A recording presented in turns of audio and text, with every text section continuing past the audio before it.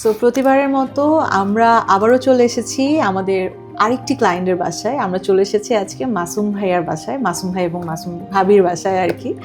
So আমরা client review আমি বলবো না একদমই, কারণ আমরা আসলে আমাদের ক্লায়েন্টদের সাথে এতটাই কানেক্টেড, আমরা তাদের রিভিউ না, তাদের মনের কথা, অনুভূতির কথা শুনে থাকি। সো আজকে আমি মাসুম ভাইয়ের কাছ থেকে একটুখানি তার অনুভূতির ব্যাপারে জানতে চাবো যে কেমন লেগেছে আসলে ফ্ল্যাট হ্যান্ড ওভার পাওয়ার পরে, ইন্টেরিয়র কাজ টোটালি যখন শেষ হয়ে গিয়েছে, অনুভূতিটা কেমন ছিল ভাইয়া ভাবির? ফ্রেন্ডরা কি বলেছে, ফ্যামিলি মেম্বার্সরা কি বলেছে আর কি? ধন্যবাদ আপু। আমরা ভালো লাগছে। আমরা 3 সপ্তাহ মতো বাসায় উঠছি। আচ্ছা আচ্ছা। যখন আমরা উঠছি তখন কিছু কিছু কাজ বাকি ছিল, তারপরে আমরা ওঠার পরে ওগুলো কমপ্লিট হলো এবং আস্তে আস্তে এখন যেটা মনে হচ্ছে যে আমাদের কাছে যেটা ইচ্ছা ছিল, যে ধরনের আমাদের চিন্তার ভিতরে ছিল, স্বপ্ন ছিল আর কি। হ্যাঁ, স্বপ্ন বা চিন্তা, ড্রিমের মধ্যে, সেগুলো আস্তে আস্তে সেগুলো আমাদের রিফ্লেকশন হয়েছে। এখন আলহামদুলিল্লাহ আমাদের যখন আত্মীয় স্বজন সবাই আসছে, সবাই দেখে বলছে না সুন্দর, অনেক সুন্দর। বাট অনেকেই তো মন্তব্য অনেক সময় তো সামনাসামনি করে না, face to face. But overall আলহামদুলিল্লাহ। কে কি বললো সেটার থেকে বড় কথা হচ্ছে আমাদের স্যাটিসফ্যাকশন কেমন। আজকে আমি ছোট করে একটু মাসুম ভাইয়ের ইন্ট্রোডাকশনটা দিব। কেন দিচ্ছি সেটা আপনারা ভিডিওটা দেখলেই বুঝে যাবেন। মাসুম ভাই রিনাউন একটি গ্রুপ অফ কোম্পানির এক্সিকিউটিভ ডিরেক্টর হিসেবে আছে। এতগুলো কোম্পানি থাকতে ভাই আপনি কেন লিমার্সকেই চুজ করলেন? আচ্ছা, এই ক্ষেত্রে আমাদের একটা মজার ঘটনা বলি। আমরা যখন ফ্ল্যাটটা কিনি প্রায় 3 বছর আগে, তখন আমরা এই বিল্ডিংয়ের 4 তলার কনস্ট্রাকশন চলতেছিল। তো যখন আমাদের কাছে লোকজন জিজ্ঞেস করতো, ফ্রেন্ডস, যে কত তলা কিনলাম, তখন আমি বলতাম যে আমি আকাশে কিনছি। কারণ আমরা 10 তলা সিলেক্ট করছি। 10 তলা সিলেক্ট করার পিছনে আমাদের কিছু কারণ হচ্ছে, আমরা আগের বাসেও আমরা টপ ফ্লোরে থাকি, সেটাও আমাদের নিজেদের। টপ ফ্লোরে থাকার কারণে কিছু ফ্যাসিলিটিস আমরা ফিল করি যে এটা গুড, খোলামেলা বাতাস পাওয়া যায়। তো সেই জন্য আমরা 10 তলা কিনছিলাম, তখন এটা আকাশেই ছিল।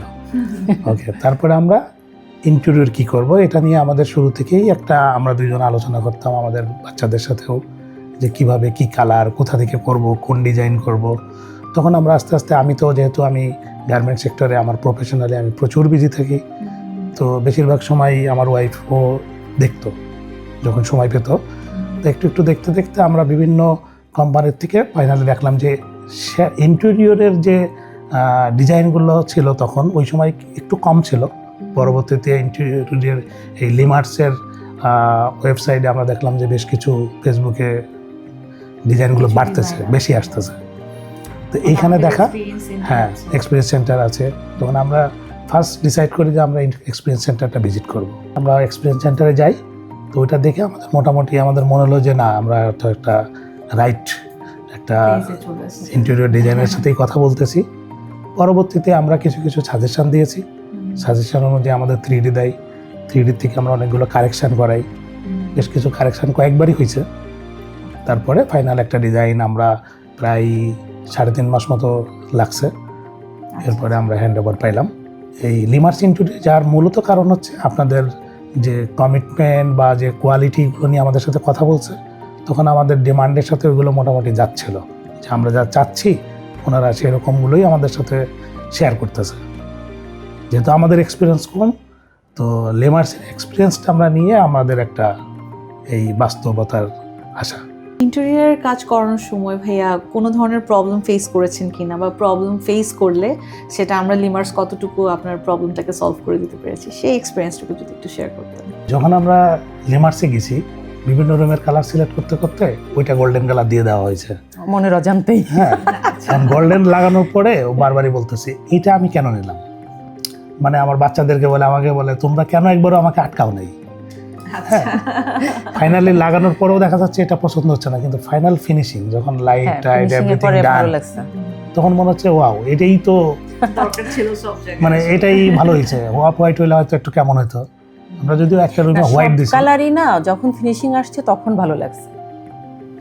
কিন্তু শুরুতে আসলে তখন তো কালারগুলো ওই যে পলি দিয়ে আটকানো ছিল, তো আমরা বুঝি নাই, এবং লাইটিং ছিল না, লাইটিং না ছিল না। থাকলে, হ্যাঁ, লাইটিং এটা যদিও আমরা যখন কথা বলতাম তখনই আপনার লিমার্সের লোকজন যারা আসতেন ওনারা বলতো যে স্যার ওয়েট করেন, লাইট টাইট হলে তারপরে বুঝবেন।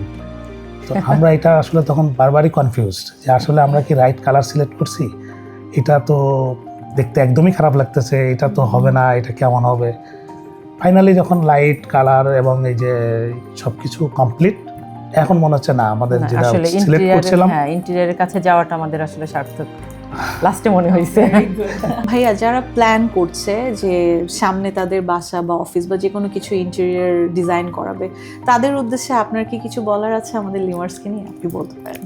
আমার মনে হয় যখন আমরা বাসা ইন্টেরিয়র করার জন্য চিন্তা করি, তখন আমাদের সবারই স্বপ্ন থাকে যে একটা ভালো ইন্টেরিয়র দিয়ে কাজ করাবো, টাইম মতো পাবো, উইথ ম্যাটেরিয়াল গুড কোয়ালিটি।